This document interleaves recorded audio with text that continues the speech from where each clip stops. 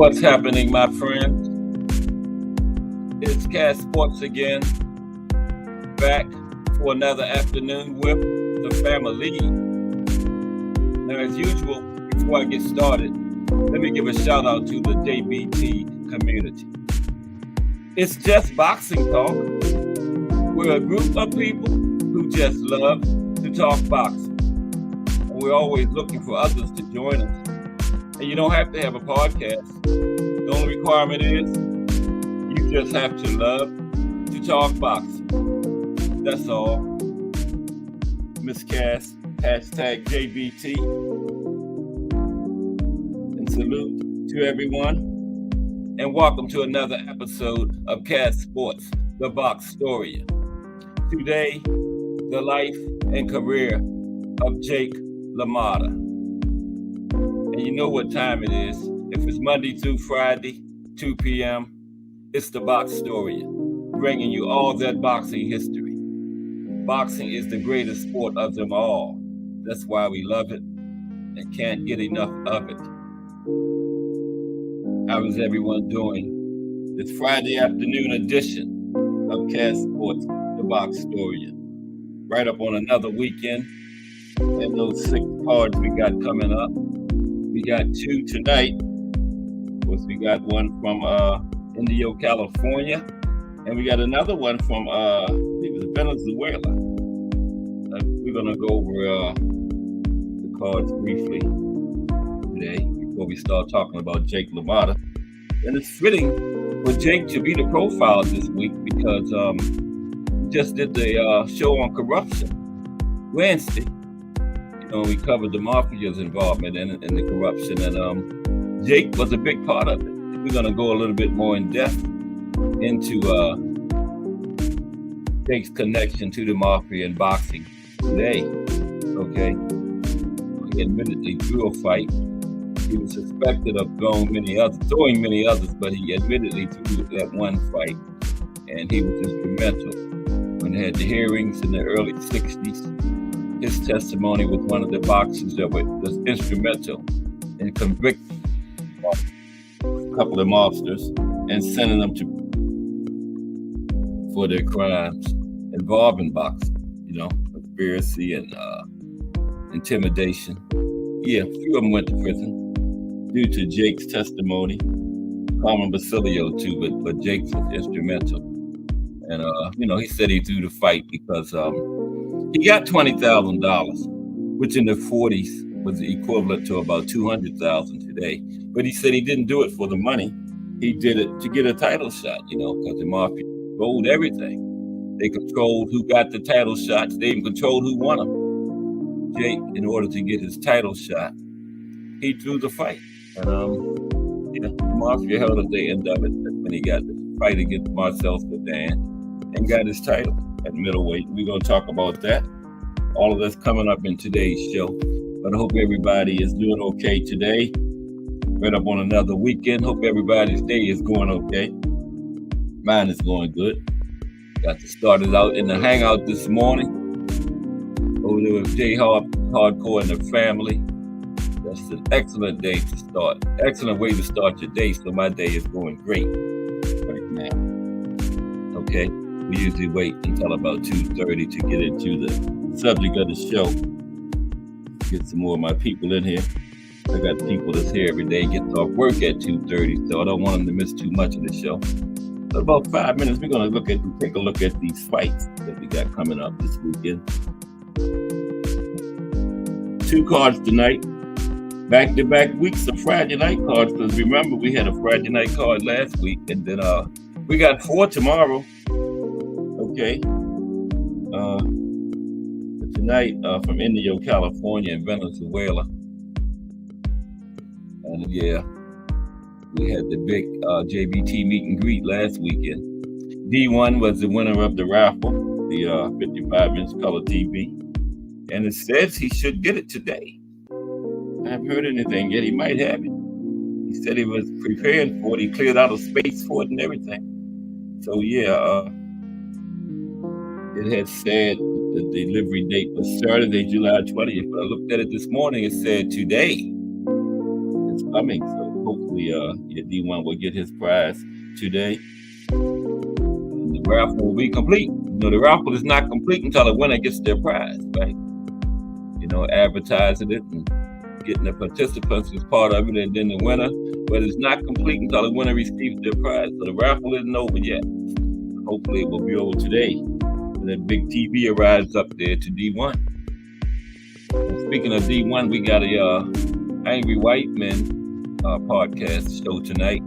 One and a William Old School Rant coming up at 10 p.m. tonight after the Friday night hangout and the Rise podcast. Friday is a very busy day in the JBT, all day. We got shows coming at you. And it ends tonight with the Angry White Men podcast. One of our newer shows, but they have taken off, like I say, like a rocket ship and going full speed ahead. And it's tonight at 10 p.m. The Angry White Men podcast. And in the hangout this morning, D1 said he was angry too. So yeah, get ready for that tonight. And I know Old School is always angry, so you don't have to worry about that. But a good podcast. Check them out tonight at 10. And don't forget, Just Do Boxing coming up at 4, right after I go off, and then Jay Hardcore. We'll be back in the hangout tonight at 8 for the Friday night edition of the Friday night hangout, BYOW. Bring your own whatever, because there's drinking, smoking, all kinds of stuff going on in there. Then the Rise podcast at 9, and we end the day with the Angry White Men podcast on Fridays. Okay, everybody ready for the weekend? Get ready because it's here. In about 15 minutes, we're going to be talking about the life and career of the Raging Bull, Jake Lamotta, International Boxing Hall of Famer, all that. 6 fights with Sugar Ray Robinson, remember? Now, Sugar Ray won 5 of the 6, but as I always say, it wasn't one-sided like that, okay? Very competitive series of fights, although Sugar Ray won 5 of them. But it could have very easily been 3-3. I've seen all 6 of them. I thought Jake won 3. I thought Jake won the 3rd one and the 5th one. And of course, remember the 2nd and 3rd fights were 3 weeks apart. Yeah. And after Jake fought Sugar Ray twice in 3 weeks, about 2 weeks later, he fought somebody else. I think it was Billy Fox. About a couple weeks later. So the man fought like 3 fights in like a month. A little over a month. Okay. That's how they did it back in those days, though. That was nothing new. Henry Armstrong fought 20 times in 1 year. The great Willie Pep, the legendary Willie Pep, fought twice in 10 days. Because Willie suffered his first loss. And Willie didn't like how it felt, so he wanted to get back into winning ways right away. So he got back in there in 10 days to get that win, and he did it. Yeah. Let's look at this card. One of these cards from, I got one of them. I couldn't get too many details on the other side. Let's look at this one from Indio, California. Okay. It's at the Fantasy Springs Resort Casino out there in Indio, California. Golden Boy card on the zone tonight. Take a look at it right quick while we wait for 2:30 to get you in and get started on the show. Now, the main event is Alexis Rocha. Alexis comes in at 24-2, 16 knockouts. He's going up against Santiago Dominguez, 27-0, 20 knockouts. Not too bad of a knockout rate. That's a 10-rounder in the welterweight division. Okay. The co-main event is Gregory Morales. Comes in 16 wins, just 1 loss, 9 knockouts from San Antonio, Texas. Okay. And he's going up against Alexis is from Southern California, and his opponent, Dominguez, is from Mexico. Now, the co-main event, Gregory Morales, he's from San Antonio, Texas, 16-1, 9 knockouts. Going up against Ohio, from Cincinnati, Ohio, Javon Garnett, 10 wins, also just 1 loss, 5 knockouts. And this is in the featherweight division. 10 rounder. Okay. Also on the card, we have a pair of super welterweights. The undefeated Grant Flores, 5-0. He's going up against Juan Mesa, both from California. Juan is 4-5, 3 knockouts. A couple more fights on the card. We got Jorge Chavez, 11-0, with 8 knockouts. Nice knockout rate. Going up against Riku Pitani, 8-2, 3 knockouts. They're featherweights. That's a 6th rounder right there. And then opening the broadcast version of the show is also from California, Brian Lua, 9-0, 4 knockouts. His opponent will soon be announced. Okay, and there's something. The fight is tonight, and his opponent hasn't even. Well, this was like yesterday, so I guess it's got to be announced by now. He had to weigh in against somebody, right? Yeah. Then he got a couple of fights, preliminary fights. Fabian Guzman, some prospects, 4-0, 4 knockouts from Orange, California. Went up against Corey Cook, 2-1, 1 draw, 1 knockout, Las Vegas, Nevada. Juan Estrada Jr., he's 2-0 with 1 knockout. Going up against Dylan Cervantes, 3-2, 1 knockout, 1 draw, 2 knockouts from Salt Lake City. That's lightweight. Okay. 4-rounder. Right before that was in the middleweight division. And that's from Indio, California tonight. So we are going to be busy as boxing fans this weekend. 6 cards altogether. Then next weekend is the one I've been waiting for, the big heavyweight matchup. Joe Joyce and I forgot who Joe was fighting, but it's next weekend. They'll come to me in a minute. But yeah, that's coming from England next weekend. The Juggernaut, Joe Joyce, back in there. That's next Saturday. I'm looking forward to that so much that I thought it was tomorrow. But yeah, just one more weekend, and the boxing is the summer. The weather's heating up, and boxing is heating up too, because we're only a few weeks away from that big August 3rd card. Remember, Bud Crawford and Madrimo, Pitbull, and Rayo. I believe David Morrell's on the card. Yeah, only a couple weeks away from that now. Yeah, coming right at us. Got part of the fall schedule. We know we got Usyk and Fury, the rematch, and Earl and Fundora, Bivol and Beterbiev, supposed to get it on again. Of course, you got the Jake Paul card tomorrow, but you got some good female fights on the undercard. Amanda Serrano is back in the ring. And Shadeja Green also. Yeah, Joe Joyce and Derek Chisora from London, England next weekend. That's the one I was thinking about. Yeah, that should be a good fight. Heavyweights, 12 rounds. That's got to be some kind of title eliminator of some kind, yeah. Joe Joyce and Derek Chisora. That should be a good one. The big boy. And Derek better be doing some leather, because Joe Joyce certainly is the juggernaut. Say Joe Joyce hits as hard as Ernie Shapers.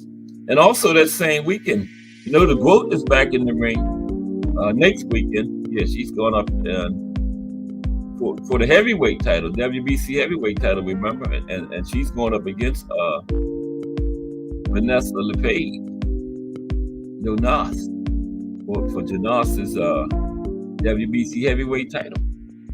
So the GOAT is going after another weight class. Clarissa Shields. And it's next weekend. It's been a long time since she fought. I think it's been about a year, right? She fought July of last year, wasn't it? So she's back in there. I knew that she would be on the schedule eventually this year. So boxing, 2024, I think, we was always wondering if it could the past 2023. I think it has done it. Because you know we got the Face of Boxing in Loma coming up in November. So yeah. Abdullah Mason is back in the ring, I think next month. Yeah. So we are in great shape as boxing fans. A lot to look forward to this summer as the summer moves along. And this is the I'm part of the JBT network, Just Boxing Talk. Okay. Working on getting our app now. Okay, we had a big meet and greet. Working on an app where you can just pull up any of these JBT shows at any time and binge watch them. Okay, watch JBT all day, 2 or 3 days straight, and that's coming. Okay, and you can always donate to the cause, very worthy cause. There's the JBT Network Cash App. It's $. Well, let me put it in there first.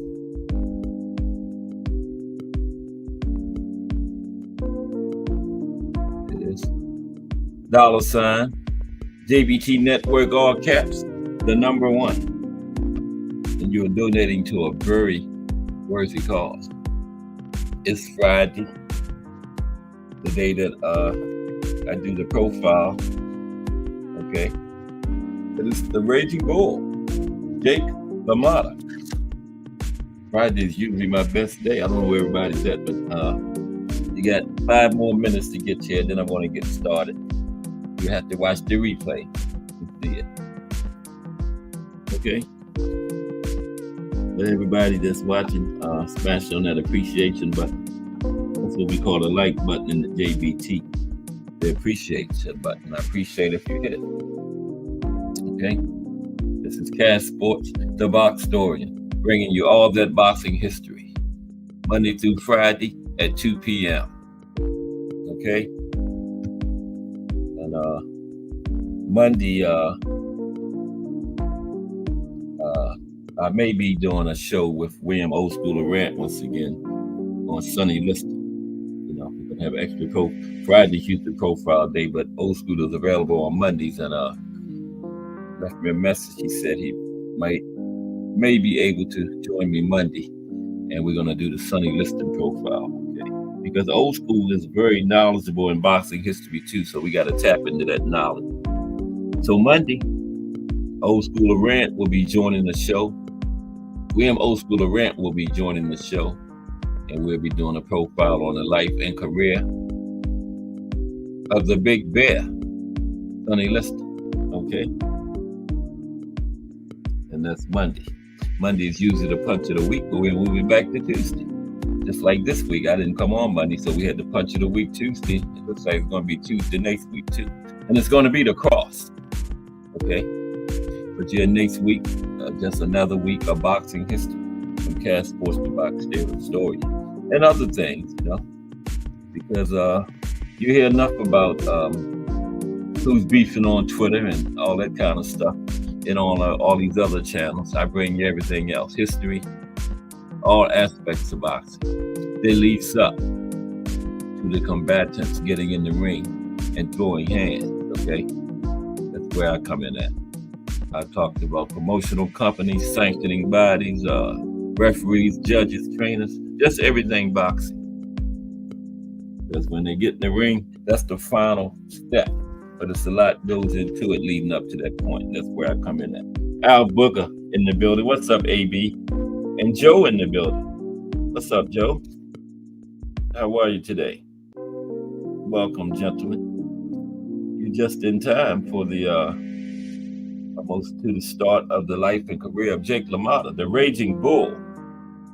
Okay? They called him. We're going to talk about it, why they called him, how he got that nickname and everything. That was due to his style of fighting. You know, he was a pressure fighter, swarmer, slugger, you know. He just was all over his opponent at all times, okay? Had a crazy gas tank on him. And he had one of them Canelo type chin. Well, I guess Canelo had a Jake LaMotta type chin because Jake was first, right? Yeah. But he had a serious chin. Okay, took a lot of punishment throughout his career too, because that was the style that he fought. He fought that pressure fighter style where you might take 2 or 3 to get one good one in. That's how Jake fought. And if we're gonna talk about it when he threw his fight, he was getting pushed around, and everybody was like, "Hold up, something is wrong here." We never seen Jake LaMotta get pushed around the ring like that, but he was throwing the fight. But we're gonna talk about it. Yeah, about a couple more minutes. Mike Mazik in the building. What's up, Mike? How are you today? Regulars are pouring in here now.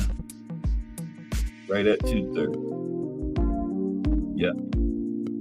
We got the Cash Sports phone line coming too. Yeah. Coming soon in a matter of weeks. Yeah. I'm monetized now. And all monies go toward the betterment of the channel, of our channel, Because this is for all of us. If nobody's listening, then be no use being on here. So, the betterment of our channel. Yeah. Get ready to talk about the life and career of the Raging Bull, Jake LaMotta. Like I said, fought Sugar Ray, not once, not twice, not 3 times, not 4 times, not 5 times, 6 times. Yeah. 6-fight series. You don't see that too much in any era. 6 times. Although back in I think it was like the early 1900s, I think a couple guys fought like the record. I think was over like 20-something times they fought each other. Yeah. One of their fights was like up in the teens and knockdowns or something too. Yeah. It's in my notes somewhere, but yeah. Let's get ready to talk about the Raging Bull, Jake LaMotta. He went in the International Boxing Hall of Fame in that old timers category in 1990 when they first opened the International Boxing Hall of Fame. I took a whole bunch of them in there in that one year. DN Boxing News. What's up, DN Boxing News? Salute. That's right. Press the like on your way in here. Need them likes. Bring more people over here with us. Listen to this boxing history. If it's 2 to 4 Monday through Friday, it's the Box Story, bringing you all that boxing history. Right? But how's everybody doing? We're right on another weekend again. 6 cards this weekend, 2 tonight. Got one Oscar on the Zone, Golden Boy card tonight. Headlined by Alexis Rocha. Yeah, he's fighting Dominguez. Be a pretty good fight. Welterweights. Big card. And it's boxing. That's what we love. We love it and can't get enough of it. And 6 cards this weekend, we still ain't gonna have enough of it. I said, why wasn't it 7 cards? Should have had one last night. And a non-pro box week too. Just think if it would have been pro box week. Wow, that would have been crazy boxing. The pro box returns next week. Okay. Let's go. Got a small slide display today. Jake LaMotta.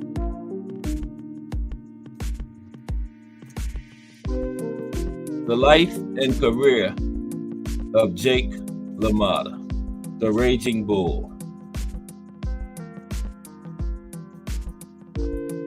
Now, Jacoby Jake LaMotta. He was born July 10th, 1922. Okay, and he was an Italian American, right? And he was a world middleweight champion between 1949 and 1951. And his nickname, he had 2 nicknames. They called him the Bronx Bull, but more famously known as the Raging Bull. And that was because of his constant stalking, brawling style in inside fighting, right? And that caused him to develop a reputation as a bully, right? And in today's boxing, they call it a swarmer or a slugger, but more commonly just a pressure fighter, right? That's all it is. Pressure fighting. Now Jake fought out of the orthodox style, right? He was 5 feet 8 inches tall, and he had a reach of 67 inches. Now he had a total of 106 fights. He won 83. He lost 19. Had 4 draws. And Jake won 30 fights by knockout. You know, you would think with that pressure style he had and 106 fights, he would have had more than 30 knockouts. But no, that's all he had was 30 knockouts.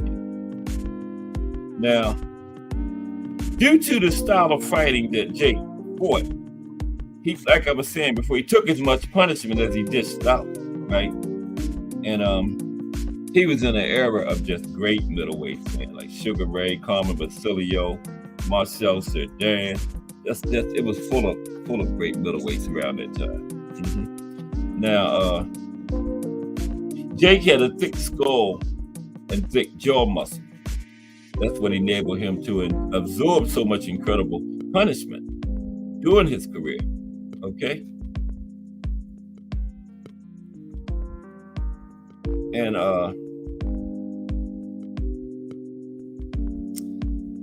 lost my place again.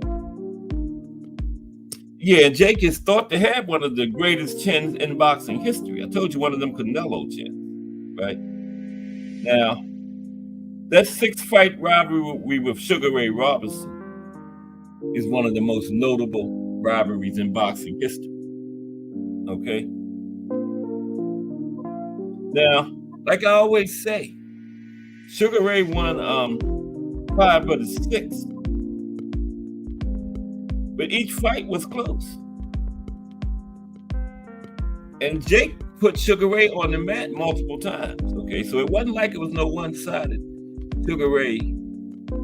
one-sided thing in Sugar Ray's favor, even though he won 5 out of 6. I saw all 6. I thought it should have been like 3-3. Okay. And Jake lived a turbulent life in and out of the ring. He was managed by his brother, Joey Lamotta. And Jake is ranked number 52 on Ring Magazine's list of the 80 best fighters of the last 80 years. Mm-hmm. And he's among the top 10 greatest middleweights of all time. Okay, no doubt. And like I said, he went into the International Boxing Hall of Fame in the inaugural class of 1990.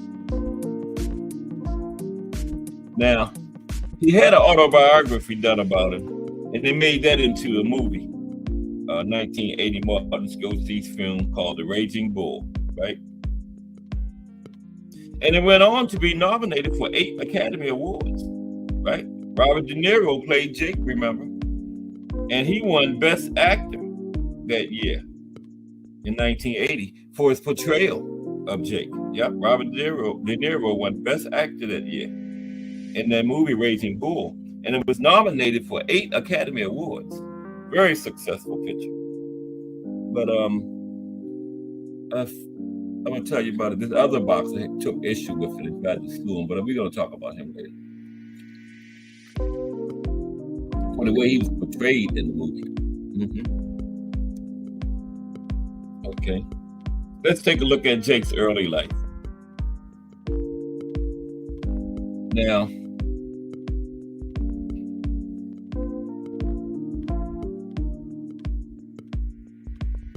he was born on the Lower East Side of New York City, July 10th, 1922. Both his parents were Italian. His mother's name was Elizabeth Merluzzo, and his father was Giuseppe Lamotta. Now, a lot of sources reported Jake's year of birth as 1921, but his daughter, Christy, claimed it was in fact 1922. Okay. Now, Jake's mother was born in the United States to Italian immigrants, while his father was born in Messina, Sicily. And he came with his family, including Jake's older brother, Joseph, from Italy. Now, the family lived briefly in Philadelphia. They moved from New York to Philadelphia, then they returned to New York City. and settled in the Bronx. Okay, he was born in New York. They moved to Philly when he was young, but eventually moved back to New York and settled in the Bronx. That's where he grew up at. Okay. Okay, let's see what Joe got going on here. Joe says the nickname Raging Bull came from a book on Jake in the early 70s. The author didn't think the Bronx Bull sounded right for the book because not everyone has heard of the Bronx. Okay. Thank you, Joe. From Joe. Little boxing history in the chat there. I told you, birds of a feather flock together, and boxing historians are drawn over here. Yeah. Thank you for that, Joe. Okay, now where were we? Now he was when he was young, his father forced him to fight other boys in the neighborhood to entertain the adults, the neighborhood adults, right? And the adults would throw pocket change into the ring while they was fighting. And his father collected the money and used it to help pay the rent, right? He would have Jake out there fight the neighborhood boys, and the neighbors would gather around and throw money in there, and his father picked up that money. So Jake was helping pay the rent, right? Fight as a little kid. Now, one of Jake's cousins on his father's side was Richard Lamotta. And that cousin became the creator of the Chipwick ice cream treat. Remember that? I don't know if that's still around. I remember that when I was a little kid, the Chipwick ice cream treat. And that was created by one of Jake's family members, a cousin. Yeah. Now, Jake learned to box while he was in a reformatory in upstate New York. And he had been sent there for attempted robbery. And afterward, he fought undefeated in the amateur fights. After he got out of the reformatory, he was undefeated as an amateur. And he turned professional when he was 19 years old, 1941. Right? And during World War II, he was rejected for military service due to a childhood mastoid operation on one of his ears, which affected his hearing. So he was denied military service. He tried to go in. He always said they gave Sugar Ray that, I believe it was the third fight, because Sugar Ray had enlisted in the army and he was going in the next day. I thought Jake won the third fight too. He said that's why they cheated and gave it to Sugar Ray, because he was military. But Jake applied for the military, but he was refused because he had a problem with his hearing. Okay, let's look at his career. Jake Lamotta, the Raging Bull. Okay. Now, as a middleweight,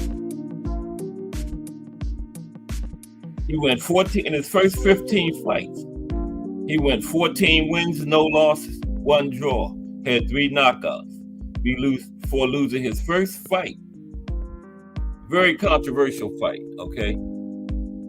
He lost his first fight to Jimmy Reeves. Very controversial decision, too.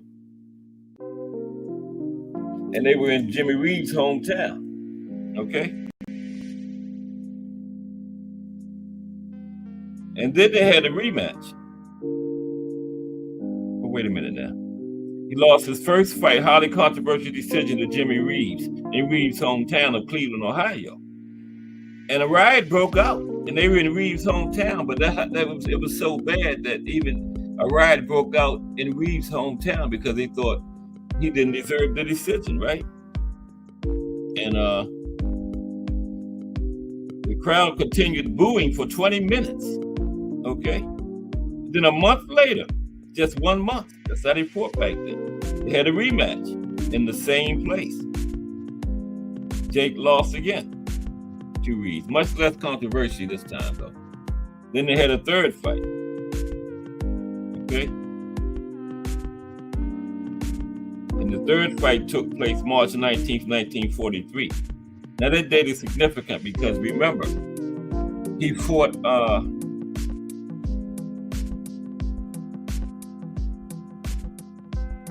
That was the same year where the third fight was the same year where he had just fought Sugar Ray February 5th, 1943, and he fought Sugar Ray February 27th, 1943. And what is this, like 3 weeks later? He's fighting again. He fought like 3 times in a little over a month, okay? But he fought the third fight with Jimmy Reeves on March 19th, 1943. This time it was in Detroit, Michigan. He didn't go back to this guy's hometown again fighting. And the first 5 rounds were close. And Reeves began to struggle. And in the 6th round, Jake floored Reeves. But he was only down for a second. And then once the fight resumed, Jake landed a left right on Reeves' chin, sending him face down. And he was counted out. So Jake won the third fight. Now let's talk about Jake and Sugar Ray Robinson, okay? And their series. Lonnie Lee, #D for the win. Let me get this back. Wait a minute. Okay, William O. School of Rant, #JBT. Do it in order. D for the win in the building. And Lonnie Lee, #JBT. What's up, gentlemen? Y'all got your message, old school. Yeah, we can do that. Let's salute, gentlemen. William O. School of Rant, #JBT. D for the win. Lonnie Lee, #JBT. Salute. Talking about the life and career of Jake Lamotta today. Now we get ready to talk about him and Sugar Ray Robinson. 1 through 5. Once they had 6 fights. And I was just talking about Jake's second and third fight with Sugar Ray was February 5th, 1943 and February 27th, 1943. And then he fought the other guy March 19th, 1943. So 3 fights in less than 2 months. So that's how they did it back then. There's Jake and Sugar Ray. No. That's them. It didn't look like Jake at first, but that's Jake and Sugar Ray. Now, he fought Sugar Ray in Robinson's middleweight debut. That was Sugar Ray's first fight at middleweight at Madison Square Garden, New York City, October 2nd, 1942. That was their first fight against each other, okay? And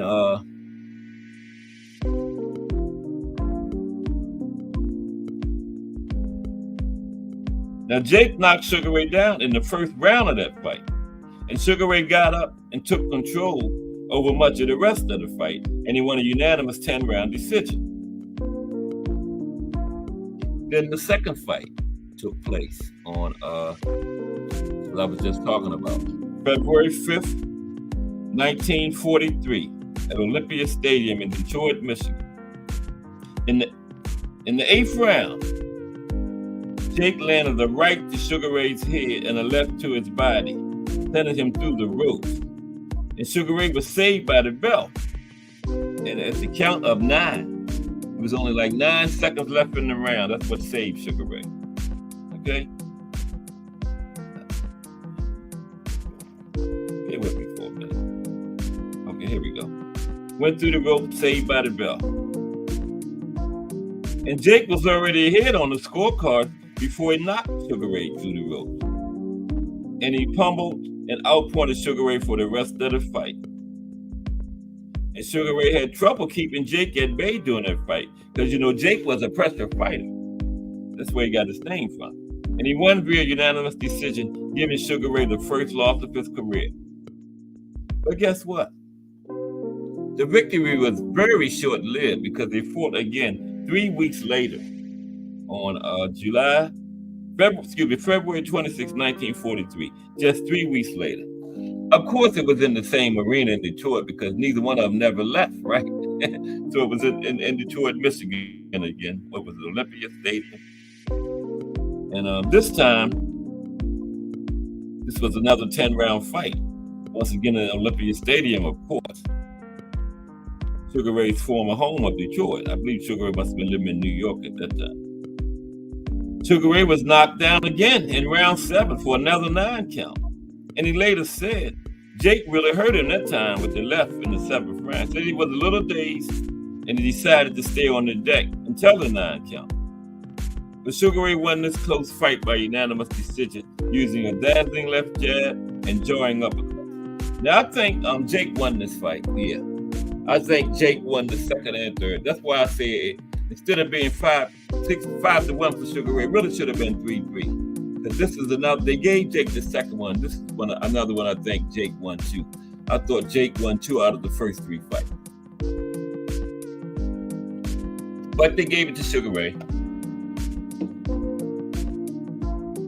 10-round unanimous decision. And this is when Jake said after the fight that the fight was given to Sugar Ray because Sugar Ray was going to be inducted into the Army the next day. That's what Jake said about that one. Now, then the fourth fight, that was the third one. Then they had another fight. This was their final 10-rounder. And this was almost 2 years later after the third one. This one was February 23rd, 1945. And this was at Madison Square Garden in New York City. Okay? And this time, Sugar Ray won again. Another unanimous decision. And then later that same year, they had their 5th fight. Excuse me.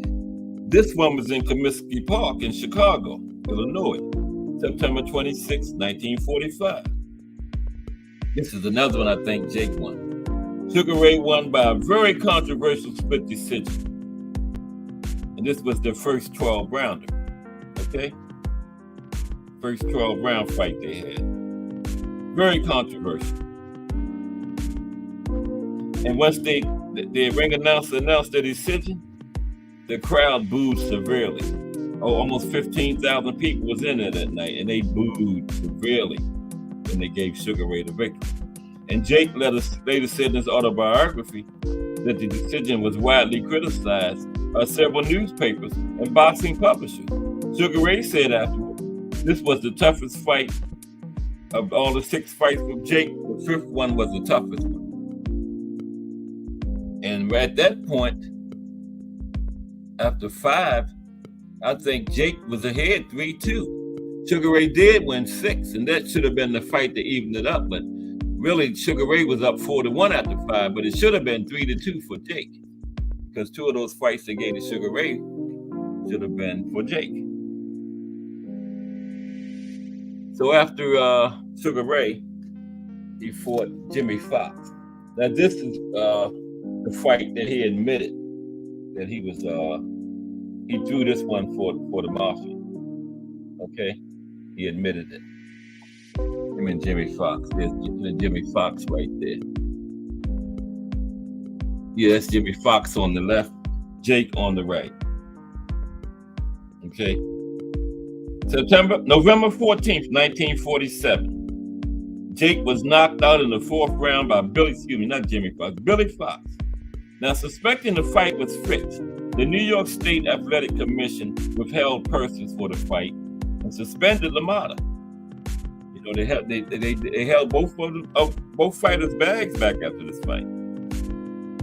And the fight with Fox would come back to haunt Jake later in life. The case with the Federal Bureau of Investigation. In his testimony, in his book later, Jake admitted to throwing this fight to gain favor with the Mafia. All involved agreed the fix was obviously in. Because Jake was a pressure fighter come forward, and he was getting pushed around by Billy Fox. And Billy Fox was a horrible fighter. And the only way he got his wins was because they were fixed and his opponents was taking dives. And after the Mafia got out of his career and Billy Fox had to fight on his own, he had 14 more fights. He won 8, lost 6. And of those 6 losses, he got knocked out in 5 of them. So he was a terrible fighter, but he only had a success in his career because the Mafia was backing him. And they was intimidating fighters or paying fighters to take dives against him. And Jake was in there against this horrible fighter, getting pushed around and got knocked down and knocked out in the 4th. TKO in the 4th round, so everybody thought something was wrong, you know. And in the book, Jake said, the first round, a couple of belts to his head, and I saw a glassy look coming over his eyes. Jake said, Jesus Christ. A couple of jabs, and he's going to fall down. This is how horrible Billy Fox was. Jake trying to give him the fight and was still beating him. This man was taking a fall against this guy, and the guy was still losing. That's how bad he was. Jake was scared. Jake said, I began to panic a little because Jake was trying to lose so he could get his title shot, right, from the Mafia. Jake said, I began to panic. I was supposed to be doing a fight to this guy, and it looked like I was going to end up knocking him out. He said he had to hold him up on his feet. Jake said by the 4th round, if there was anybody in the garden who didn't know what was happening, he must have been dead drunk.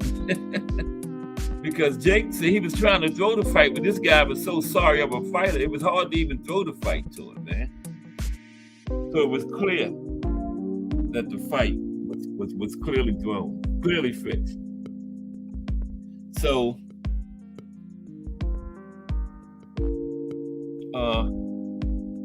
the thrown fight and a payment of $20,000, which is like $200,000 today, to the Mafia, got Jake his title fight against world middleweight champion Marcel Cerdan, okay? And he's from France.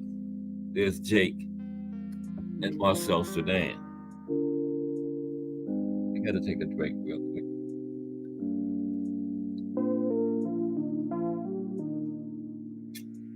Okay. Excuse me. Lamotta versus Cerdan. Now he got his title shot, right? And he won the world middleweight title on June 16th, 1949. In Detroit, Michigan, he beat Marcel Cerdan, a Frenchman. Jake knocked Marcel down in the 1st round, right? Cerdan won the 2nd round. The 3rd round was even. At that point, it became clear something was wrong. Cerdan had dislocated his arm in the 1st round, right? When he got knocked down by Jake. And he gave up before the start of the 10th round.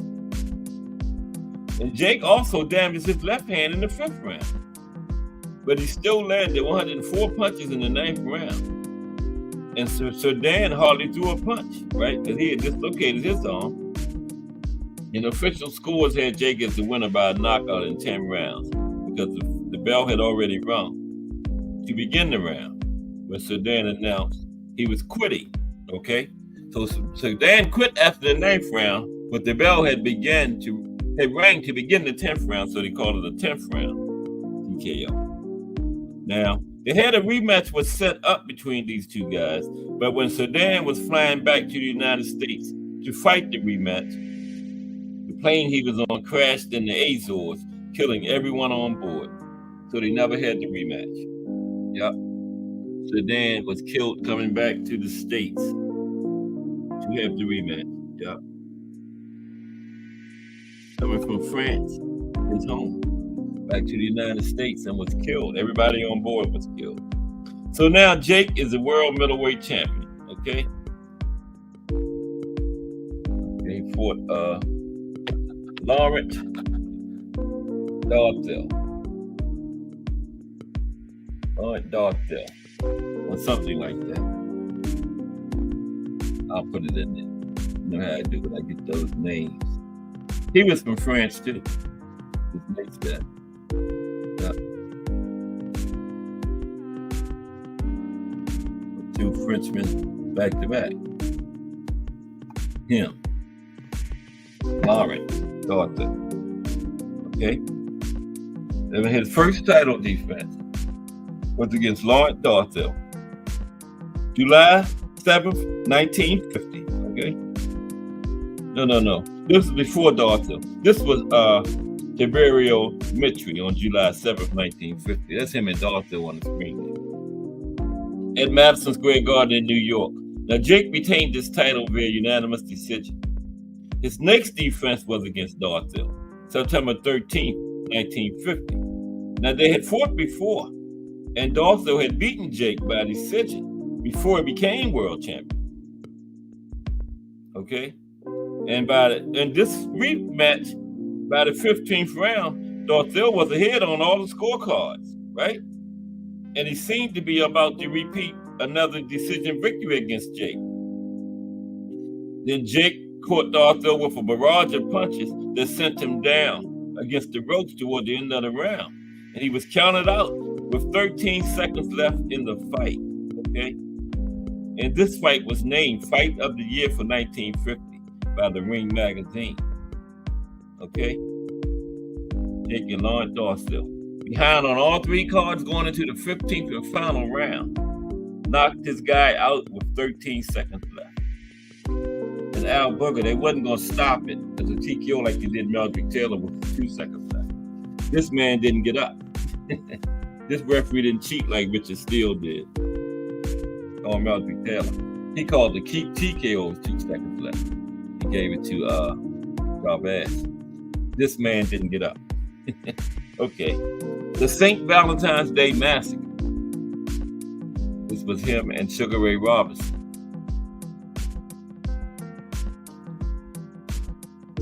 In their 6th and final fight. Happened on Valentine's Day. Okay, there they are. This fight was on Valentine's Day, 1951. This was the 6th and final fight between Sugar Ray Robinson and Jake the Raging Bull Lamotta. I was going to say Jake the Snake. That was the wrestler. Took place at Chicago Stadium, scheduled for 15 rounds. And it was for the middleweight title of the world, okay? Like I said, February 14th, 1951, St. Valentine's Day. And it became known as boxing's version of the St. Valentine's Day Massacre, right? Now, in the last few rounds, Jake began to take a horrible beating, right? And he was soon unable to defend himself, right? Sugar Ray was just dropping some powerful blows on him. But Jake refused to go down. And Sugar Ray won by technical knockout in the 13th round. The referee finally had seen enough and stopped it. But Jake said, you didn't knock me down, though. And after that fight, Jake moved up to light heavyweight. Okay? After the St. Valentine's Day Massacre, he moved to light heavyweight after that. And he had poor results at first. He lost his light heavyweight debut against Bob Murphy. Then he lost a split decision to Norman Hayes. Then he had a draw with Gene Hairston. Those were his first 3 fights at light heavyweight. He lost the first 2. Then he had a draw. So he was 0-2-1 in his first 3 fights in the division. Okay? So then guess what he did? He had rematches with all 3 of those guys, right? And beat all 3 of them by unanimous decision. He went back and rematched all 3 of them. And won all 3. Okay? Then, Danny Nautico was his next fight. There's Danny. Danny Nautico. December 31st, 1952, New Year's Eve, 1952. He had his next fight against Danny Nautico. Now, he knocked Jake down for the first and only time in his career, because we didn't count 1947, that TKO fight, because he took a dive in that fight, so that one ain't counted. So this is really the first time Jake got knocked down in his career was against Danny Nautico in 1952, first and only time. It was a right hand in the 7th round. Now Jake got up, and he was beaten into a corner by Nautico until the bell rang. And Jake's corner stopped the fight before the 8th round began. So he lost that one. Knocked down in the first time in his career, and he lost it, right? About his 7th or 8th fight, about his 7th fight at light heavyweight, yeah. Then after that fight, Jake took a break, took some time off, right? And that was in 52. And he didn't return until 1954. Took almost 2 years off. Then his first 2 opponents, he knocked out Johnny Pretz Gillespie, Johnny Pretzi, 4th round TKO, and Al McCoy. Got Al out of there in the 1st round. Then he lost a controversial split decision to Billy Kilgore, April 4th, 1954. And that's when Jake retired after that. Okay, now let's take a look at Jake's post-boxing career. There he is. Old Jake. Okay. Now, post-boxing for Jake. We gotta have some link time today too, because this is early. After retiring from the ring, Jake owned and managed the bar at 1120 Collins Avenue in Miami Beach. Moved to Miami, okay? He also became a stage actor and comedian. In 1958, Jake was arrested and charged with introducing men to an underage girl at a club he owned in Miami. Oh, Jake. How did I know that? I'm learning too. And he was convicted, and he served 6 months on a chain gang. Also, he always maintained his innocence. I knew Jake had served some time when I knew about that chain gang, but I never knew what it was for. Okay, Jake, wow. Sold underage girl, introducing an underage girl to men at his club. But Jake always said he was innocent. I didn't know that girl was 16. She looked 28. Yeah, we know Jake. We've heard it before. Yeah. I made that part up. That's not it. But Jake always maintained his innocence. So it had to be something like that. You know, introduced the girl to the men. I guess he said he didn't know how old she was. Now, in 1960, Jake was called to testify before a U.S. Senate subcommittee that was looking into underworld influence on boxing. And this was really big, too, because they were really trying to get the mafia out of boxing, because the Attorney General of the United States, Robert F. Kennedy himself, came down and served as a prosecutor in that trial. Because, normally the U.S. Attorney General, when they're doing these high-profile trials, they usually have one of their assistants do the prosecuting. But Robert F. Kennedy was the Attorney General, and he came down and was the prosecutor himself for this trial. Frankie Carbo and Bernie, what was his name, Joe? Bernie Palmero. Yeah. Frankie Palmero. Frankie Blinky Palmero, yeah. And Robert F. Kennedy prosecuted the trial himself, the United States Attorney General. Now, Jake testified that he had thrown his fight with Billy Fox so that the mob would arrange a title fight for him. Yeah, because like I said, at that time, the mob had control over who got title shots and who won them. So Jake said he just didn't do it for the money. He did it just to get his title shot, and he got it. Remember, against Marcel Cerdan. But that's what he testified to, right? And him and Carmen Basilio, their testimony was instrumental to getting those two mobsters in prison, plus a few others. And I guess they didn't get Jake because he lived to an old age, till like damn near in the 90s. So his testimony, they didn't get him. Because he lived years after that, like almost 30 more years. Right? Yeah. And Jake appeared in more than 15 films, including The Hustle in 1961 with Paul Newman and Jackie Gleason. And Jake had a role as a bartender in that movie. And he appeared in several episodes of the NBC police comedy called 54, Where Are You? Yeah, remember that? Called 54, Where Are You? Y'all too young to remember that. Bruce Gaswood. Because that was 1961 to 1963. I remember reruns. I ain't that damn old. I remember reruns in the 70s. I didn't watch it in 61 and 63. Now, lifelong baseball fan, Jake organized the Jake LaMotta All-Star team in the Bronx.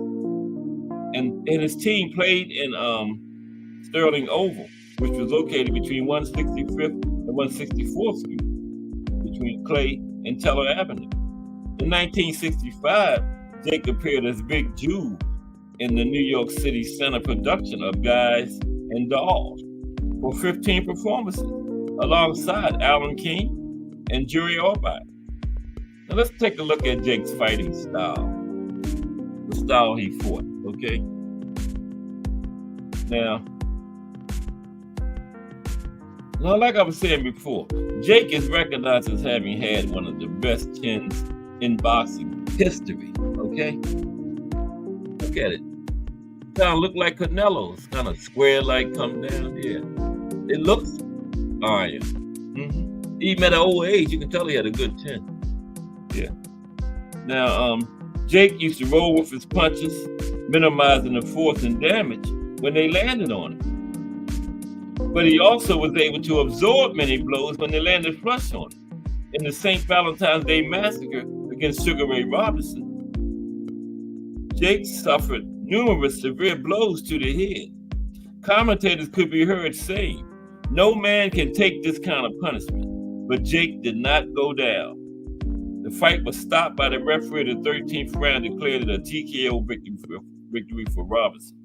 And when the referee stopped it, Jake walked right past Sugar Ray and looked him in the face and said, "You didn't knock me down." I saw it. Yeah, he did. He told Sugar Ray, "At least you didn't knock me down." That was what he said to him. Came over to Sugar Ray's corner and told him that. Yep. And Jake was one of the first boxers to adopt the bully style of fighting, in that he always stayed close and in punching range of his opponent by stalking him around the ring. And he sacrificed taking punches himself in order to land his own shots. Due to his aggressive, unrelenting style, he was known as the Bronx Bull. He boasted, "No son of a bitch ever knocked me off my feet," and he never did. And like Joe said, he got the what was the other name? The Bronx Bull and the Raging Bull, because the guy that wrote the book didn't like the Bronx Bull name, so he called him the Raging Bull. Okay, but his official nickname when he was fighting was the Bronx Bull. And Jake was right. He boasted, "No son of a bitch ever knocked me off my feet," but you lying, Jake. You did get knocked down by who was it? Danny Nautico, I believe it was, right? He got knocked down. He did get knocked down once in his career. We didn't count the one he got knocked down twice, the TKO, but we didn't count the one in the TKO because that was well, Jake did that on purpose. But he did get knocked down one time. So that statement ain't true, Jake. Okay? Yeah, this right here. See, I'm a little ahead of myself. He said that before this. Jake boasted, "No son of a bitch ever knocked me off my feet." But that claim was ended in December 1952 at the hands of Danny Nautico, when Nautico caught him with a hard right in the 7th round. Jake fell into the ropes and went down. After regaining his footing, he was unable to come out for the next round. Yeah, he lost that fight too. Let's take a look at this Raging Bull movie that was made about Jake. Raging Bull, My Story. Now, it's the 1970 second edition of Jake's memoir. The autobiographical details include his life as a young teenage criminal. He did go to prison too. He talks about that, his extensive career as an amateur and professional boxer, his struggles with organized crime, which kept a boxing title out of his reach until he threw that fight with Billy Fox, and his jealous obsession with his wife Vicky. The book details his life from childhood until the end of his fame. Yeah. And then that was the book. Then Hollywood executives approached Jake with the idea of a movie about his life based on the book, right? And the film Raging Bull was released in 1980. It was a box office bomb, man, but eventually received overwhelming critical acclaim from both director Martin Scorsese and actor Robert De Niro, who gained about 60 pounds during the shooting of the film to play the older Lamotta in later scenes. So your Robert De Niro had to gain pounds to play the older Jake, because Jake, he got bigger after he retired and everything. Yeah. And to accurately portray the younger Lamotta, De Niro trained with Jake until Jake felt that he was ready to box professionally. Okay? Yeah, Jake got whipped Robert De Niro into shape to play that role in that movie. Yeah. Actually trained with Jake to get ready to play him. Sure did. Now, De Niro lived in Paris. Oh, wait a minute. There is De Niro. Yeah. Actually trained with Jake to play Jake in the movie. Yeah. And Jake whipped him into shape. Jake said by the time De Niro was ready to play him in the movie, he could have been a real professional boxer. Yeah. That's how hard Jake worked him. Now, De Niro lived in Paris for 3 months, eating at the finest restaurants in order to gain proficient weight to portray Lamotta after retirement. And De Niro won the Academy Award for the Best Actor for his performance in that year, for 1980. Yeah, De Niro won Best Actor of the Year. It's a good movie, too. You like boxing movies? The Raging Bull is a very good movie. Yes, it is. Winding down. Okay, later life and his death. Later life and his death. Okay. Now, Jake had a troubled personal life. Remember, spent time in prison as a youngster. And he was married, get this, not once, not twice, not 3 times, not 4 times, not 5 times, not 6 times, married 7 times. Now, when do you just give it up and figure marriage is not for you, man? 7 times. Come on, Jake. After once, that's it for me. I've been married once and still married. At once. But Jake been married 7 times, man. I mean, after like 3, Jake should have figured, well, I'm just going to stay single. But in February 1998, his older son, Jake Lamotta Jr., died of liver cancer. In September, my big fingers. In September 1998, his younger son, Joseph Lamotta, died in the crash of Swiss Air Flight 111. Y'all remember that one? Wow, his son was on there? 1998. So 2 of his sons died in the same year. Wow. His nephew, John Lamotta, fought in the heavyweight novice class of the 2001 Golden Gloves Championship tournament.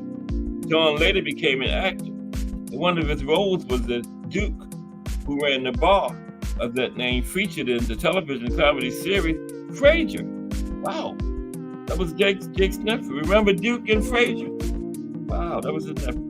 Now, another nephew, William Lustig, is a well-known director and producer of horror films and the president of the Underground Incorporation. Jake had 4 daughters, including Christy by his second wife, Vicky Lamotta, and Stephanie by his 4th wife, Demetria. He married his 7th wife, his longtime fiancée, Denise Baker. See, Jake was playing around. Longtime fiancée. He probably had her from like the 2nd or 3rd wife. Then he finally married her. But she was stupid. He cheating on you, on his other wife. What you think he gonna do when he married you? What was her name? Denise, his longtime fiancée. So he's cheating on his other wives with her, and she gonna be dumb enough to marry him, knowing he gonna cheat on you, right? But she married him. That was his last wife. Married him on January 4th, 2013. Now, Jake remained active on the speaking and autograph circuit and published several books about his career, his life, and his fights with Sugar Ray Robinson. And Jake appeared in a 50-minute New York City stage production, Lady and the Champ, in July 2012. The production focused on Jake's boxing career and was criticized by the New York Times as poorly executed in a bizarre debacle. And he's the subject of a documentary.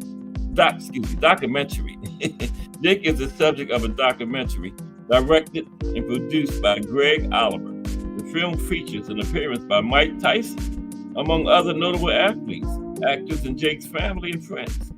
Also in production was the sequel to Raging Bull, although MGM filed suit to halt the project saying that Lamotta did not have the right to make a sequel.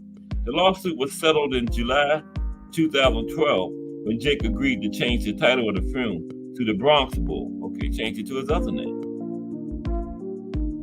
And The Bronx Bull stars actor William Forsythe as Jake, while Paul Sorvino plays his father. It also features Joe Mantegna, Tom Sizemore, Penelope Ann Miller, Natasha Henstridge, Joey Diaz, and Ray Wise. Jake died on September 19, 2017 from complications of pneumonia in a nursing home in Florida at the age of 95. So no, the Mafia didn't get it. He testified against the Mafia in 1960. Something. He died at 95 in 2017, almost, 50 years later? No, almost 60 years later. So yeah, let's have some good protection. Lived to 95 years old. There you have it. Life and career of the Raging Bull, Jake LaMotta. Wow, what a story.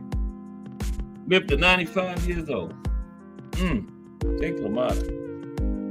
Now let's look at a couple of fight boxers that he fought, like Billy Fox. He was controlled by the Mafia. Now Billy Fox is best known for being controlled by the Mafia and having won a very controversial fight against middleweight champion Jake LaMotta. And Billy Fox fought in the light heavyweight division. I told you Billy Fox was a horrible fighter. The only way he was winning is because he was controlled by the mob, and the fighters he was going up against was intimidated into losing a fight against him or paid to lose against him. Because I told you, once they got the mob out of it and Billy had to go out there on his own, he had 14 more fights. His record was 8-6, and of those 6 losses, he got knocked out 5 times. Just a horrible fighter. And I told you, Jake was trying to lose to him, and Jake got scared he was going to knock the guy out. Trying to get the guy to fight and still almost knocked him out. Had to hold him up through almost one entire round because he hit him and almost knocked him out. Now that's terrible. Somebody trying to give you the fight and you still almost got knocked out. That was Billy Fox. Horrible fighter. Okay. He had 49 wins, 9 losses, 1 draw. And guess what? Billy Fox had 48 knockouts. Of his 49 wins, 48 of them was knockouts. Why? Because fighters was taking dives, okay? Taking dives against him. Jimmy Reeves.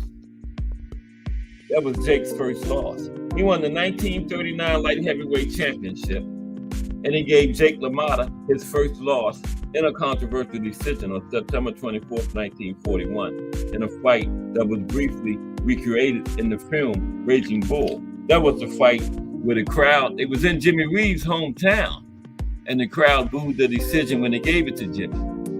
So it had to be bad. You're in your hometown and you win and get booed. So that had to be a bad decision. Now Reeves, this fight was recreated, I mentioned this during the show. His fight with Jake was recreated in Raging Bull. Now after Reeves' death, his estate tried to sue United Artists for compensation because they portrayed him in the film. But the complaint was dismissed. See, the film was after Reeves' death, and his family tried to get some kind of compensation out of it, but the judge didn't give them that. I think they should have, I guess the judge said the only one who deserved the compensation is Reeves, and he's not here, so. But I think the family should have got something out of that, man. That was just wrong, They portrayed him in the film, that fight, but his family sued for compensation and the suit was dismissed. What y'all think? Shouldn't his family have got something out of that? Yeah. I mean, Reeves wasn't around, but still, I don't know. Yeah, I think they should have, yeah. I mean, it seemed like they wouldn't even have to sue for it. I don't like United Artists too much, though. But anyway, the other 2 fights, I think, I forgot how it went now. I believe Reeves won the second one and Jake won the third one. But then Reeves had a final record of 19 wins, 17 losses, 5 draws, 7 knockouts. And Marcel Cerdan was the French one that fought him. French professional boxer, world middleweight champion. He was considered by many boxing experts and fans as France's greatest boxer ever, and one of the best boxers to have learned his craft in Africa. And Marcel Cerdan had 114 fights. He won 110, had 4 losses, 65 knockouts. Okay?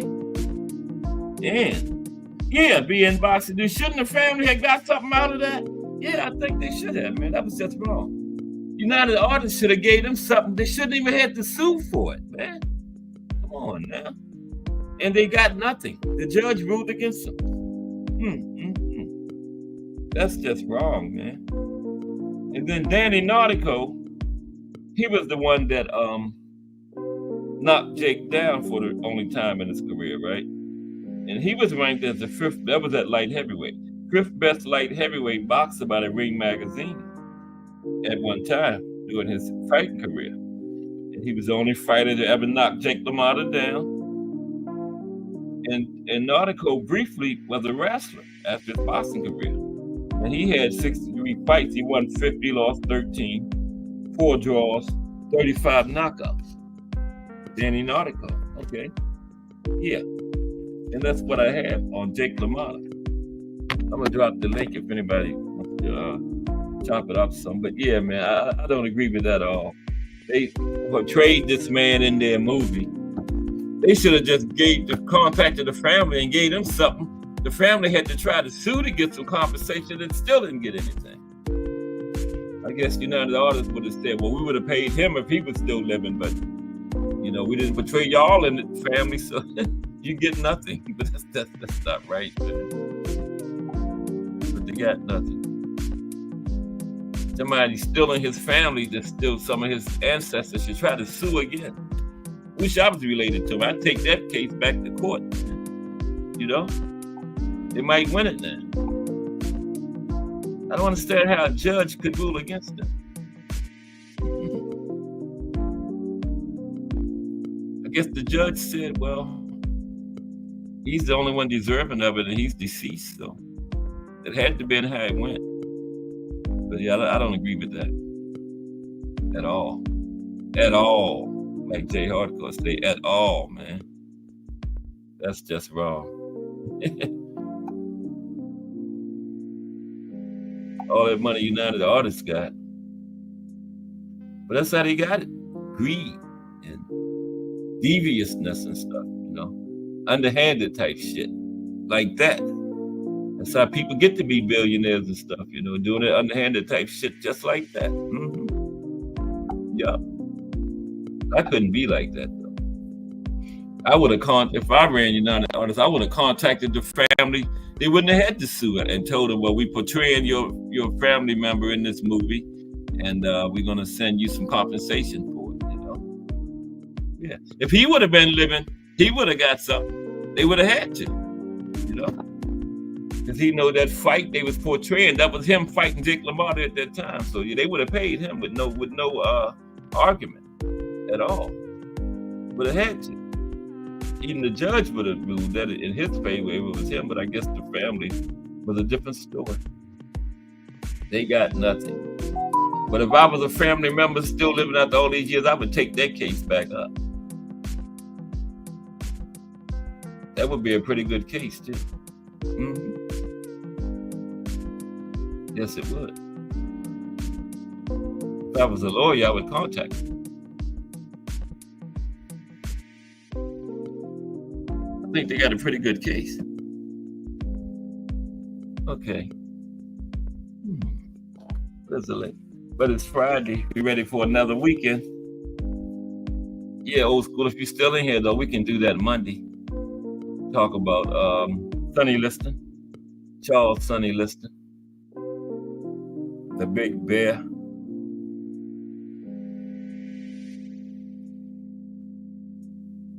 He was all mixed up with the mafia, too.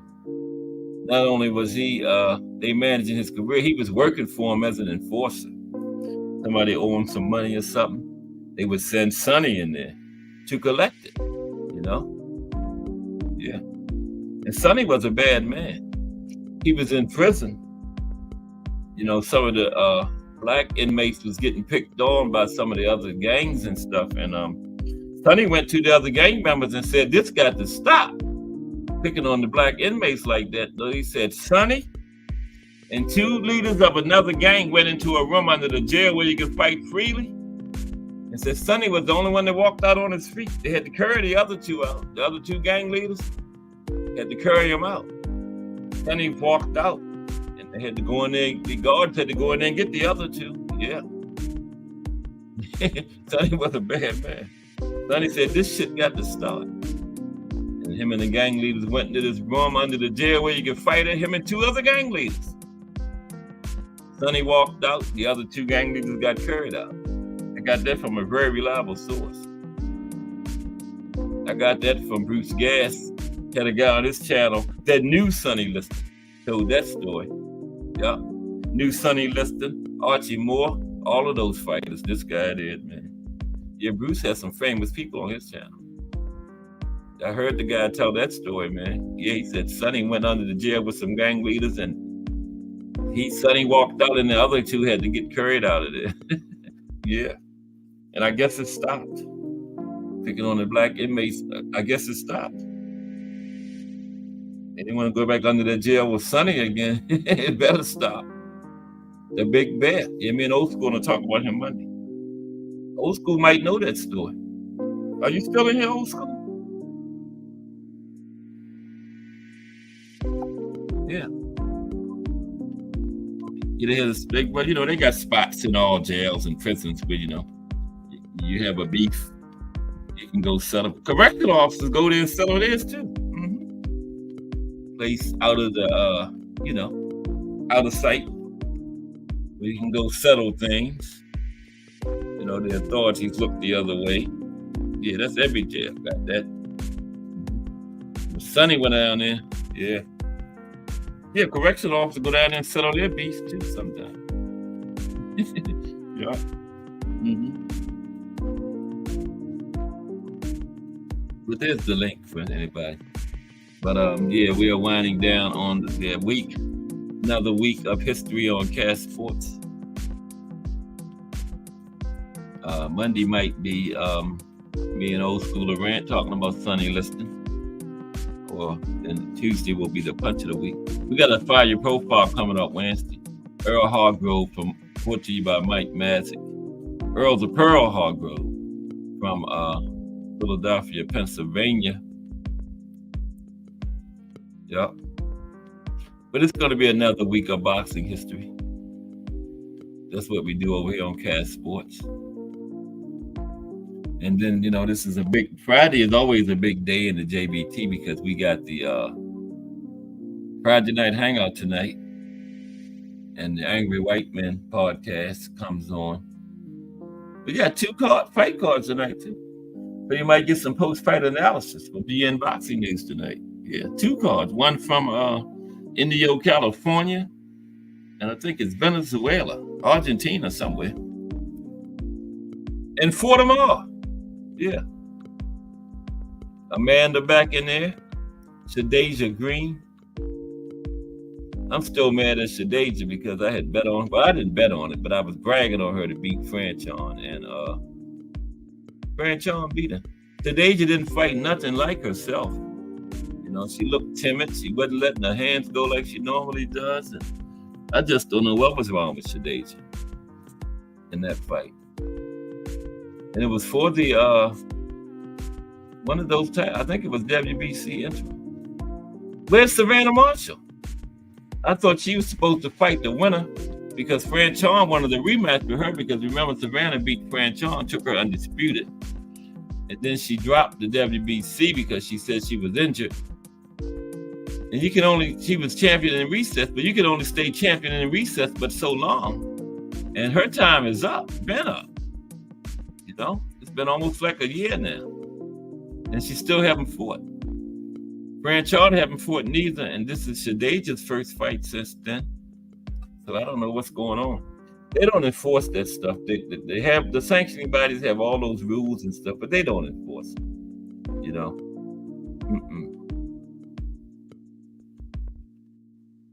Timothy Bradley's 10 things to look for when watching a boxing match. I would never read that. It's probably 10 things not to look for. Timothy Bradley. But really, Timothy Bradley is a very knowledgeable boxing guy when he's not on ESPN. So let me take a look at that. I've seen him on other platforms and agreeing with what he's saying and everything, man. But ESPN just had that agenda. They get those talking points, and they have to go by them. So Tim got 10 things not to look for when you're watching a boxing match. Number 1, a fighter's approach can tell you their game plan. Wait a minute now. 10 things to look for.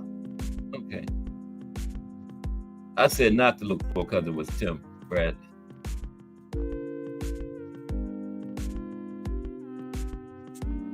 Let me see. Lost my place. Number 1 was a fighter's approach can tell you their game plan, right? Now, a fighter moving forward signifies aggression, an intention to dictate the pace and engage in close-range combat. Now, some fighters specialize in counterpunching, preferring to capitalize on their opponent's offensive mistake. They adjust their position based on the opponent's range, whether outside, mid-range, or inside. Now, a skilled counterpuncher can effectively avoid block and counter at any range. Now, watch for different fighting styles, such as waders, back foot counterpunchers. These fighters can be troubled by volume punchers, aggressive defensive masters who create their own openings with defense, and swarmers who attack relentlessly with punching power. Known as boxer punchers. Now, on occasion, we will get a style matchup of 2 pure boxers. If you like the board game of chess, you'll appreciate the strategy of this violent war between 2 technically sound pugilists. Now, see, I told you Tim Bradley, sometimes, if he ain't on ESPN, he's okay. Now, Tim says, athleticism usually means entertaining fights. True. Athleticism is the genesis of all sports. That is very true, including boxing.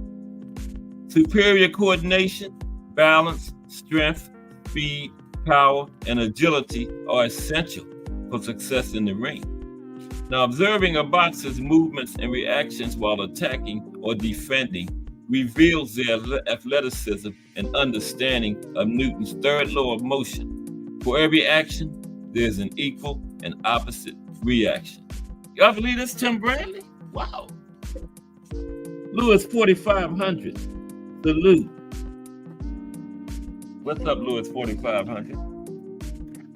Just reading over a little something that Tim Bradley, I can't even believe this is not the same Tim Bradley to be on ESPN, no way.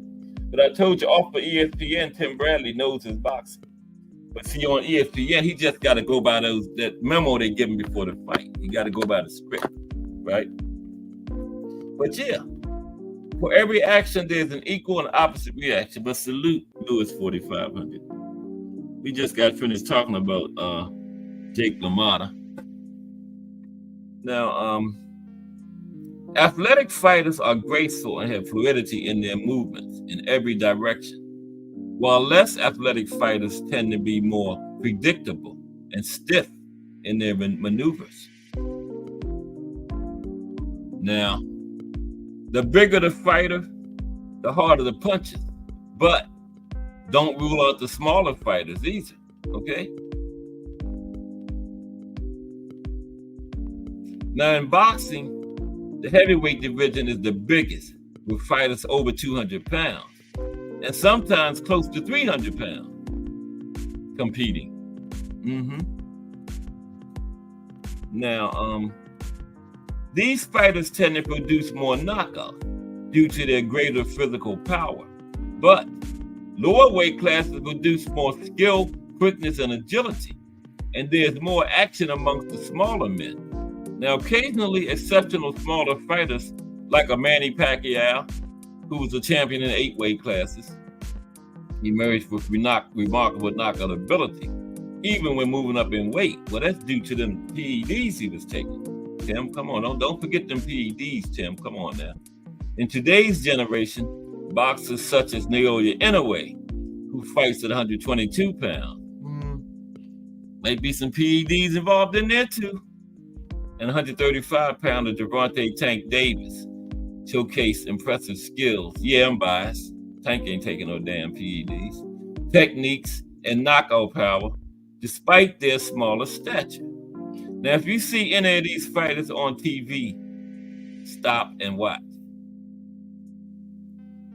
Number 4, calmness can be a great weapon in boxing. You don't believe it's Tim Bradley talking like this? Must be another Tim Bradley.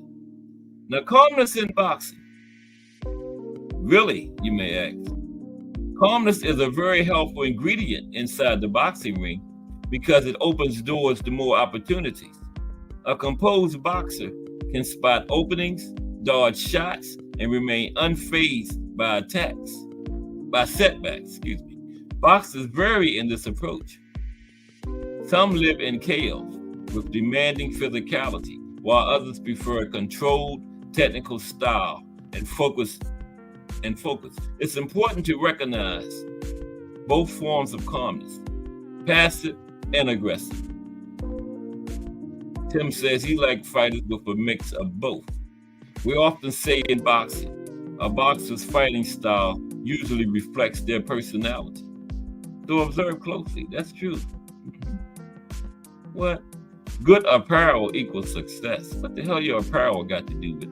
I don't know. A boxer's attire can reveal much about their boxing style and confidence. Many boxers believe that looking good boosts their confidence before and during a match. They all look good because most of the stuff they wear is given to them by sponsors. So what they got to do with how they fight, you know? They don't pay for that stuff. Most of it's given to them by sponsors. Yeah. So they all look good in their outfits. The sponsors want them to look good. But while a stylish uniform doesn't earn extra points, it reflects a boxer's success and can enhance self-worth. Tim should know that. Tim was a boxer. Hairstyles, flashy outfits, robes, and grand ring walk, accompanied by singers and other entertainers, signal confidence and egotism. A boxer's confidence correlates with their performance in the ring. Having a dope appearance doesn't guarantee a victory, but it does make a boxer more interesting to watch. Find a fighter with the best outfit, and you'll know who's the most popular. Okay? Red corner, blue corner.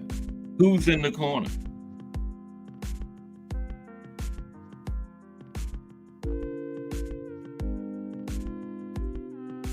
They're not, okay. Hold on, put the link in there. Let me put it in again. Yeah, this is Tim.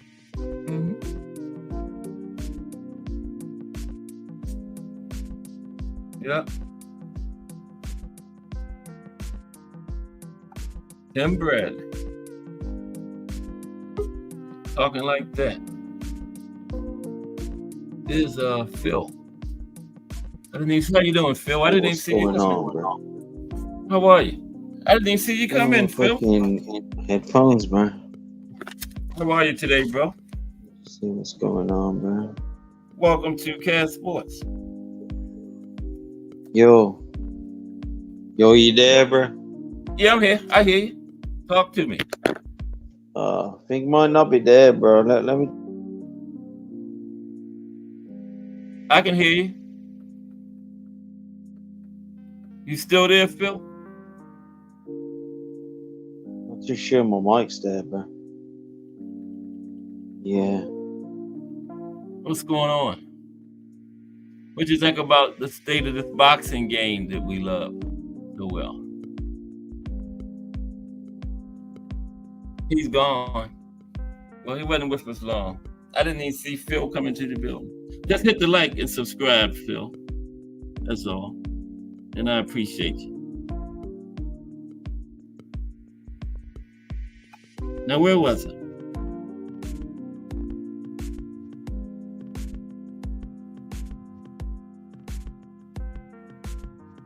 Where was I?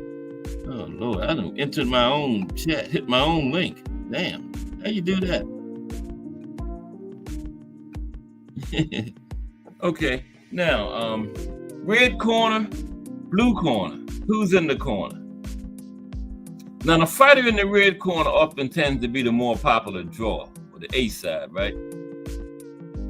Promoters typically place the favorite fighter, the A side. That's what you just said, Jim. Or house fighter in the red corner. But in matchups between two champions, this tradition can change. Ultimately, the corner color choice is part of contract negotiations. Keep a watchful eye on a boxer fighting out of the red corner. More than likely, they should win. Yeah, in a boxer's corner, only 3 people are allowed in most cases. On occasion, there can be 4 displayed in championship fights. These are the boxer's most important support on fight night. Now, during the 1-minute rest period between rounds, only the chief's second, typically the head trainer, can be inside the ring, providing instructions and removing the fighter's mouthpiece. The other 2 cornermen can be on the apron, but outside the ropes to assist by giving water, rinsing off the mouthpiece, applying ice to reduce swelling, taking care of cuts, or providing other support. Now, if there's a 4th cornerman, he has to remain on the floor, assisting in any way he assists, has to be from the floor. Only 3, 1 in the ring, 2 on the apron, okay? Now, no cornerman can step onto the apron during a round. Automatic disqualification if you do. Not unless you're throwing the towel in. But, you can't disqualify the man for stepping on the apron if they're throwing the towel in because they're giving up, right? But if you step on the apron other than throwing that towel in, that's automatic disqualification, right? Now, if a fighter sustains a cut, the cut man replaces the chief's second inside the ring between rounds to address the laceration. But still, only one can be in there. If it's a cut, then the chief's second or the head trainer stays on the apron and the cut man comes in, okay? Now, a cut man tools include an inswell, which we went over this a few weeks ago, which is inswell is a chilled piece of metal that can slow down any swelling around the eyes, and medication to stop cuts. Well, the inswell slows down swelling, okay? Now, medication to stop cuts, Thrombine, and a solution of adrenaline 1-100 plus petroleum Vaseline or petroleum jelly. Remember we went over that a few weeks ago? Now, the 3rd person in the corner handles tasks like bringing a stool in and out of the ring and providing a towel or holding the spit bucket, right? It's crucial to have an efficient corner that runs smoothly. There's no time for chaos between rounds because you don't have a minute, but a minute. So yeah, that's important. Solidarity inside the corner is a must for a boxer's balance. So look for those interactions between rounds, between the fighter and his corner. Yeah, that's important. It sure is. Yeah. Footwork, righty-lefty matchups, and stance. Now, a boxer's footwork, this is pretty interesting, Tim. Wow. A boxer's footwork, what time is it? A boxer's footwork is crucial for both defense and offense. Proper foot positioning, such as aligning the feet shoulder width apart, enhances mobility in every direction and positioning for efficient striking. Skilled boxers like Vasyl Lomachenko, but you know Tim Bradley. You know you're going to bring up Loma. This is Tim Bradley from Tim Bradley. Skilled boxers like Vasyl Lomachenko use active upper body movement along with footwork, including pendulum bouncing and lateral movements called front foot step shuffles to get around opponent's flank to gain a positioning advantage. Now, boxers' goal is to avoid getting hit while landing punches of their own. Creativity, indirect attacks, and angle changes play critical roles. Mastering footwork and angles is essential for success in boxing, helping fighters evade attacks and deliver precise counterattacks.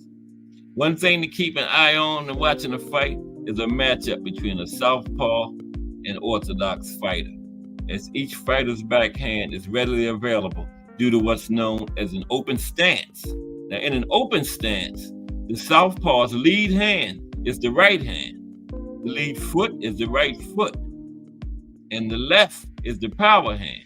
It's open stance, right? Now for the right-handed fighter, the stance is the opposite. So in a matchup of southpaw versus orthodox fighters in open stance, the lead hands or jab hands and lead feet of the two fighters often align, creating a risky footwork scenario. Now, securing lead foot dominance by positioning it outside your opponents can be crucial for gaining an edge. Head clashes are common in these matchups as the boxers fight for optimal positioning to land their back hands, aligning their heads during exchanges. Yep.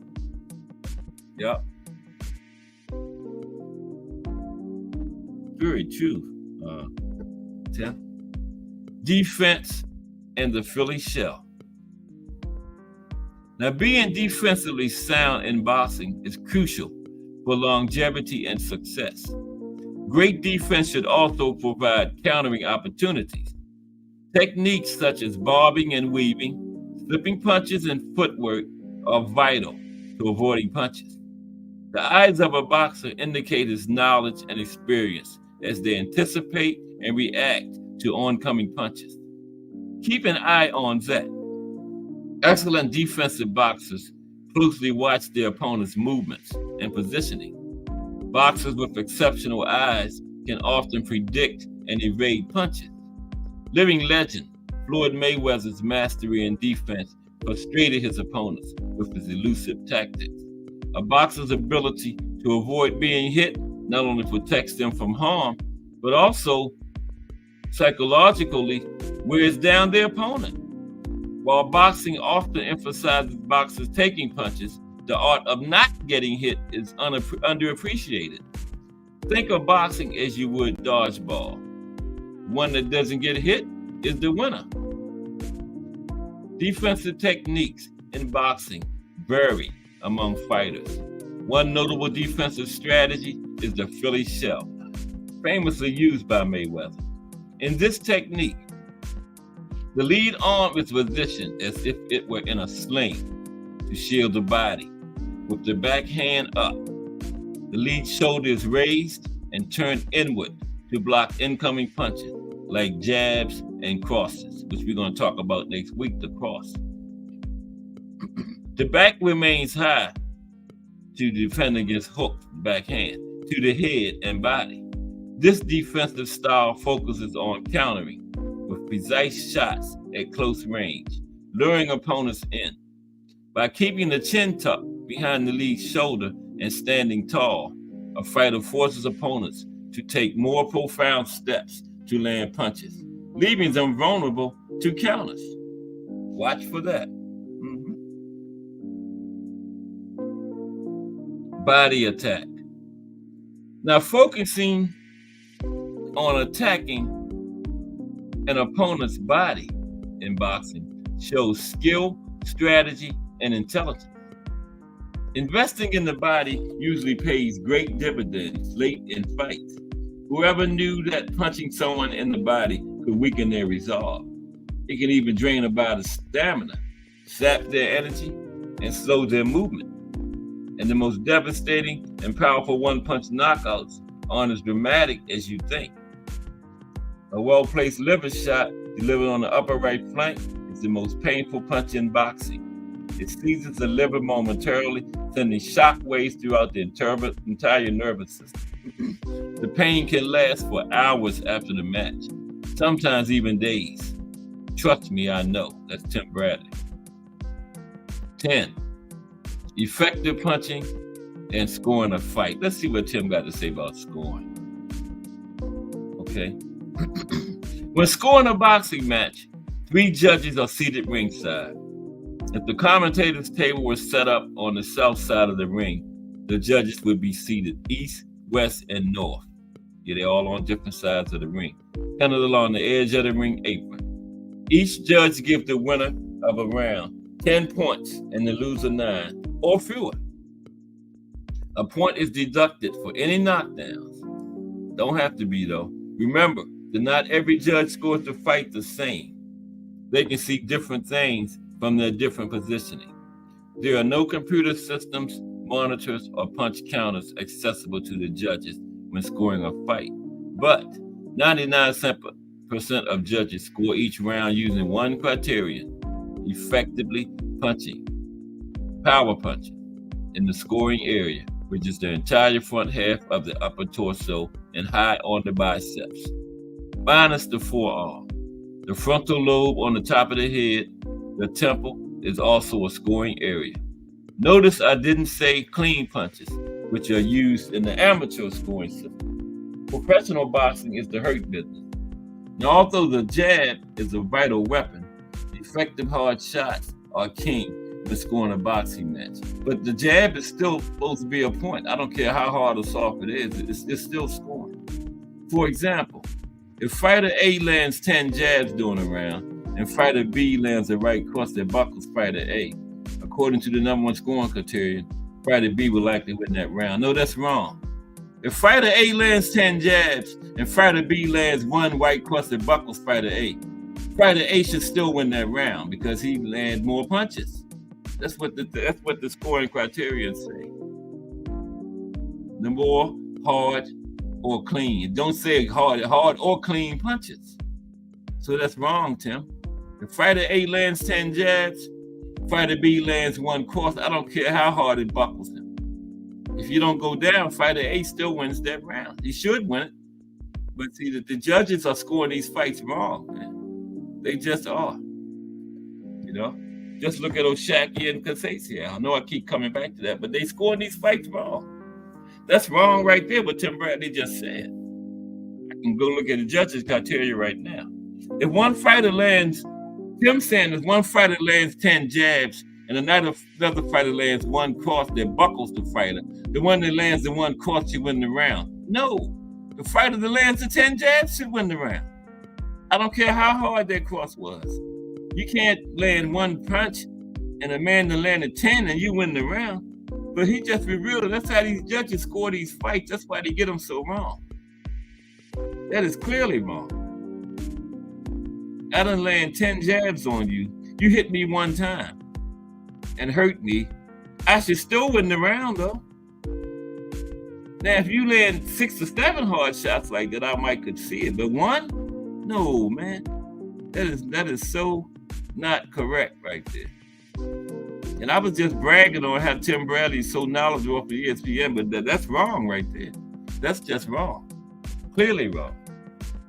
By the judging criteria I done read. No fighter land 10 punches and another land one and the one that land one win the round. No way.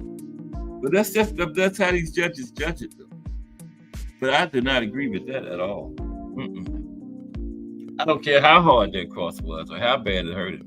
If it didn't drop him, I would have landed you 10-1. How the hell are you gonna win the round? No, man. So Tim Bradley don't know shit about boxing. No, he's a very knowledgeable boxing guy. Except for when he's on ESPN. Yeah. Tim knows his boxing. But this completes another week of Cash Sports the Box Story. I'll be back next week with another week of boxing history. Because you know, if it's Monday through Friday, 2 p.m., it's Cash Sports the Box Story, bringing you all that boxing history. Phil was in the building today. Phil was on the panel, but he disappeared. Lewis 4500, Lonnie Lee #JBT, D for the win. William Old School of Rant #JBT. BN Boxing News, Mike Mazik, Joe, Al Booger, Miss Cass #JBT. Be back Monday. Hopefully, William Old School of Rant will be here with me. We're going to be talking about the Big Bear, or the Big Bad Bear, or like Ali say, the Big Ugly Bear. Sonny, listen. Okay, and that'll be Monday. Just do boxing straight ahead. Cass Sports. Everybody have a great weekend. Just Do Boxing straight ahead. Friday night hangout tonight. The Mighty Rise podcast at 9. Angry White Men at 10. We got boxing tonight. You might see BN Boxing News with some post-fight analysis after the fights tonight. But just right now, it's Just Do Boxing. And I'm Cass Sports. I will see y'all next week.